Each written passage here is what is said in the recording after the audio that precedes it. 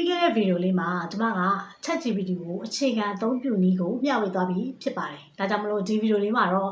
ChatGPT ကိုမေးခွန်းတွေမေးတဲ့အခါနည်းနည်းလေးအထာကျတဲ့မေးခွန်းတွေမေးတတ်ဖို့အတွက်ကျွန်မကဒီဗီဒီယိုလေးမှာမျှဝေသွားချင်ပါတယ်။တက်ပြီးသားလူတွေကတော့ဒီဗီဒီယိုလေးကိုကြော်သွားလို့ရပါတယ်။ကျွန်မလိုမျိုးအခြေခံစပြီးတော့လေ့လာနေသူတွေအတွက်ကတော့ဒီဗီဒီယိုလေးဟာမိတ်ဆွေတွေအတွက်အကျိုးရှိလိမ့်မယ်လို့ကျွန်မအာမခံနိုင်ပါတယ်။ဒါကြောင့်မို့လို့ဗီဒီယိုလေးအဆုံးထိကိုလိုက်ပါကြည့်ရှုပေးဖို့တောင်းဆိုချင်ပါတယ်။ဒါဆိုရင်တော့ဗီဒီယိုလေးကိုစလိုက်ကြရအောင်။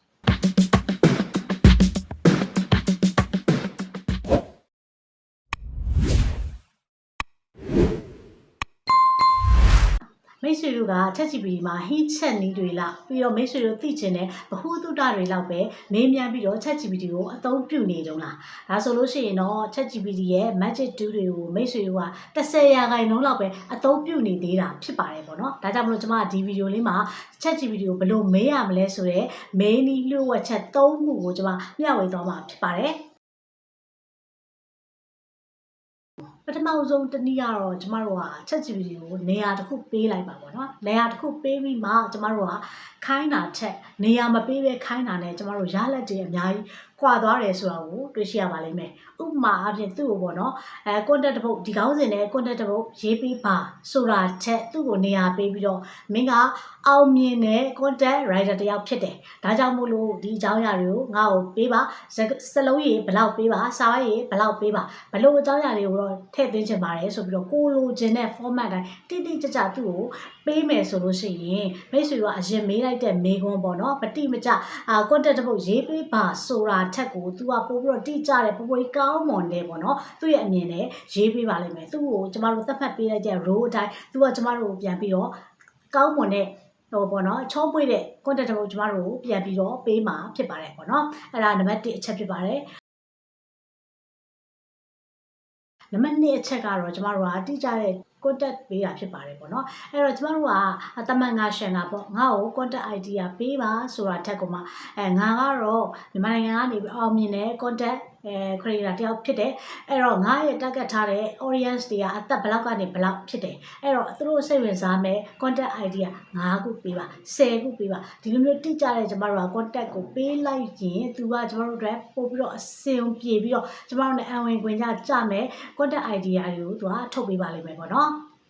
ကျမတို့က ChatGPT ကိုမေးခွန်းတွေမေးတဲ့အခါမှာရေပွားဆန်တဲ့မေးခွန်းတွေချက်တိကျတဲ့မေးခွန်းတွေမေးတတ်ဖို့လိုပါတယ်။ဥပမာအဖြစ်ဒီကျမကြီးနဲ့ပတ်သက်တဲ့မေးခွန်းကိုမေးမယ်ဆိုလို့ရှိရင်ကျမကြီးနဲ့ပတ်သက်တဲ့ဟာကိုပေးပါဆိုတာအထက်ကိုမှကျမတို့ကဘာလုပ်တာလဲပေါ့နော်။ဥပမာ9 to 5အလုပ်လုပ်နေတဲ့ဝန်ထမ်းတယောက်အတွက်ကျမကြီးနဲ့တင့်တော်တဲ့လေ့ကျင့်ခန်းတွေကိုပေးပါကျမဘလို့ကျမအောင်နေထိုင်ရမလဲဆိုတာကိုပေးပါဒီလိုမျိုးတိတိကျကျကျမတို့ကမေးမယ်ဆိုလို့ရှိရင် तू ကလည်းလုံးဝတိကျတဲ့အဖြေကျမတို့ဟိုနဲ့ကိုက်ညီမဲ့အဝင်ခွင့်ဖြစ်မဲ့အဖြေကို तू ကပေးမှာဖြစ်ပါတယ်ပေါ့နော်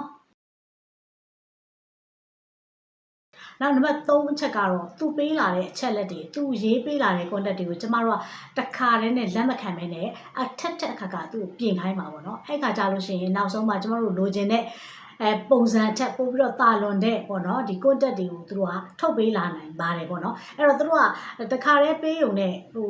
မကျေနပ်သွားဘဲနဲ့ကျမတို့ကပို့ပြီးတော့ပေါ့နော်သူ့ကိုပို့ပြီးတော့ပြင်ခိုင်းပါပေါ့နော်ပို့ပြီးတော့ပြင်ခိုင်းပါအဲ့တော့ contact တစ်ပုဒ်ကိုကျမတို့ကခိုင်းလိုက်တယ်ဥပမာဟာတာ contact တစ်ပုဒ်ပေါ့နော်အဲ့ဒါဆိုလို့ရှိရင်ဒီဟာတာ contact ကိုပေးလာတဲ့အချိန်မှာကျမတို့နည်းနည်းလေးထပ်ပြီးတော့ကြီးစရာကောင်းအောင်ပေါ့နော်ပေးပါဒါမှမဟုတ်လို့ရှိရင်ဒီဇက်ကောင်လေးရဲ့ဇဲနဲ့ပတ်သက်ပြီးတော့ပေါ့နည်းနည်းလေးဟာတာဘက်ကိုရောက်တဲ့ပုံစံမျိုးလေးကိုထပ်ပြီးတော့ဖန်တီးပေးပါပေါ့နော်အဲ့ contact ကိုကျမတို့ဖက်လိုက်ပြီးတော့ခါကျတော့ကျမတို့လိုချင်တဲ့အပိုင်းလေးကိုသူ့ကိုထပ်ပြီးပြင်ပေးခိုင်းလို့ရှိရင်ကျမတို့လိုချင်တဲ့ပုံစံနောက်ဆုံးမှာရရှိပါလိမ့်မယ်ပေါ့နော်တတိယအချက်ကတော့ကျမတို့ ChatGPT ကိုမေးတဲ့အခါမှာသူပေးတဲ့အဖြေရဲ့တစ်ချိန်နဲ့ကျမတို့ဘယ်တော့မှလက်မခံပါနဲ့အဲ့တော့ကျမတို့ထပ်ပြီးတော့ပေါ့နော်ဒီ contact ကိုသူပေးလာတဲ့ contact ကိုထပ်ပြီးတော့ကျမတို့ဖတ်ကြည့်ပါဖတ်ကြည့်ပြီးတော့ဘယ်အပိုက်ကလေးတွေကိုကျမတို့ပြင်စေချင်တာလဲပြင်စေချင်တဲ့အပိုက်ကလေးကိုလေသံကအစပေါ့နော်ဘလို့လေသံလေးနဲ့ပြောပါဘယ်အကြောင်းအရာလေးကိုထည့်သွင်းပေးပါဆိုပြီးကျမတို့ကတိကျကျလေးပြန်ပြီးတော့ညွှန်ကြားပြီးတော့ပြန်ပို့ခိုင်းပါအဲ့တော့သူပေးလာတဲ့ contact တွေကဒီနည်းနဲ့မပြည့်စုံပါဘူးဒါကြောင့်မလို့ကျမတို့ကပြန်ပြီးတော့အထက်ဖတ်ခိုင်းရပါလေအဲ့တော့ကျွန်မပြောတဲ့အကြောင်းအရာတွေကိုပြန်ပြီးတော့နှိပ်ချုပ်လိုက်မယ်ဆိုလို့ရှိရင်ပထမတစ်ချက်ကတော့ role play သူ့ကိုနေရာသတ်မှတ်ပေးလိုက်တာနံပါတ်2အချက်ကတော့ ဒီ content တွေကိုသူပေးတာပေါ့နော်နံပါတ်3အချက်ကတော့သူပေးတဲ့ဟာတွေကိုကျမတို့ကဒီဇိုင်းလက်မခံမင်းနဲ့တဖြည်းဖြည်းနဲ့ပြန်ပြီးတော့ပြပြင်ယူတာပေါ့နော်ဒီအချက်3ချက်အဲ့တော့ဒီအချက်3ချက်နဲ့မိတ်ဆွေတို့က